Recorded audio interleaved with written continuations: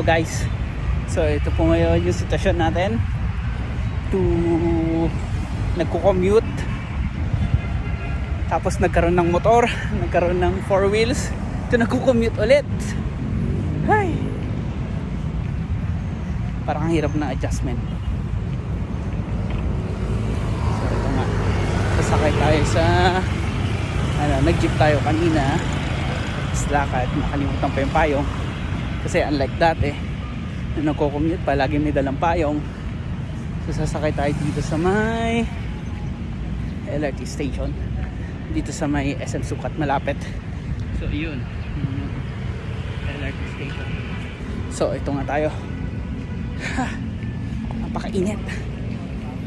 So ang oras now is 11 AM umaga.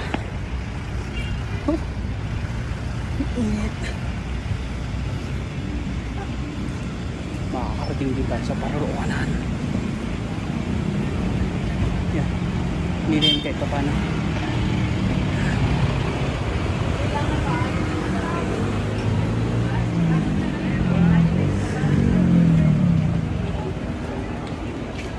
Yan, yan.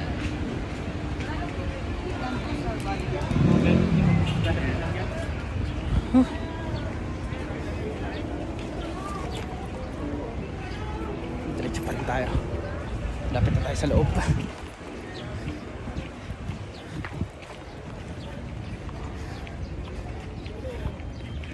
Sige, yan lang po. Bye bye.